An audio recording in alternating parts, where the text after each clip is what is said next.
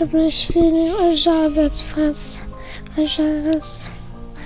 من على سرير مشفى الأهلي في الخليل تدعو الطفلة حلا عبد الوهاب التي اقتربت من عامها العاشر، تدعو الله بأن يعيدها سالمة إلى غزة التي خرجت منها بفعل آلة الحرب الإسرائيلية التي خدعتها وعائلتها بكذبة التهدئة، فأطلقت عليها قاذيف مدفعية كانت حلا فيها صاحبة الحظ الأقوى، قذفتها لمسافة طويلة وخطفت منها روح أمها وثلاثة من أشقائها.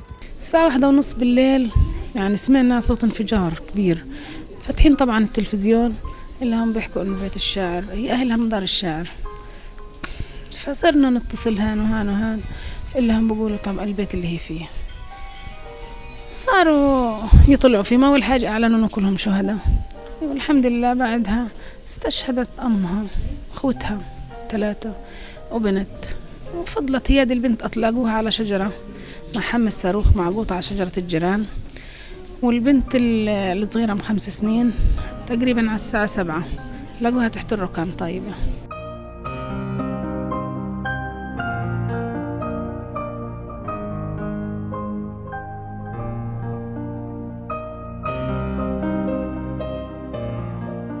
في غرفتها التي امتلأت بالهدايا والألعاب التي ربما تنسيها جزءا من آلامها، سيبقى الوفد الطبي الذي رافق حلا خلال أيام علاجها هنا، سيبقى يتذكر كيف عانى الأمرين وهو يحاول أن يسرب لها خبر استشهاد أمها وأشقائها 3، فهي خرجت من هناك فاقدة للوعي وشظايا القذائف تملأ جسدها الصغير. بخصوص الطفلة حلا والتي ترقد في المستشفى الأهلي حاليا، مصابة بإصابة بليغة ناتجة عن شظايا من قذائف مدفعية في الأطراف السفلى وخاصة عظمة الفخذ، كسور بليغة متهتكة، تم تثبيت هذا الكسر بأسياخ حديدية خارجية في قطاع غزة، وتم تحويلها إلى المستشفى الأهلي، وقد أجريت لها عملية تثبيت داخلية لعظم الفخذ، وما زالت في المستشفى يعني يقوم الفريق الطبي بمعالجتها. حلا، رسمي، محمد، إسراء هم من نجحوا بالخروج من تحت الركام وحصلوا على فرصة للعلاج خارج مشافي القطاع التي لم تعد تتسع، فإسراء التي فقدت أطرافها السفلية تحمل معاناة لا تقل عن حلا.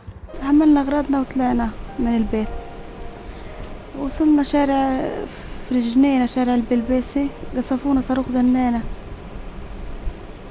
أنا اتصابت في رجلي وجوزي راحت رجله وعنده نزيف في الرئتين بقى، وابني اتصاب في رجله راحت رجله ومحروق، وبنتي عمرها 1.5 سنة برضه محروقة، وسلفة استشهد وسلفة استشهدت. مشفى الخليل مستشفى الأهلي الذي كان يستعد لاستقبال عدد كبير من الجرحى وصل 4 فقط، ووصول دفع سكان المحافظة للتسابق على زيارتهم والاطمئنان عليهم للتعبير عن وحدة الألم والدم. 4 جرحى وصلوا إلى الخليل، نقلوا معاناة قطاع غزة، وحدوا شطري الوطن وجمعوا أحزانه، وأظهروا بشاعة الاحتلال بحق سكان لم يجدوا ما يحميهم من نيرانه. لتلفزيون القدس، محمد العدم، المستشفى الأهلي بالخليل. أينما أذهب عنواني يبقى دائما القدس. أنتم أيضا يمكن أن يكون لكم عنوان في القدس.com. ادخلوا الآن إلى mail.alquds.com. إيميل القدس، الإيميل العربي الجديد.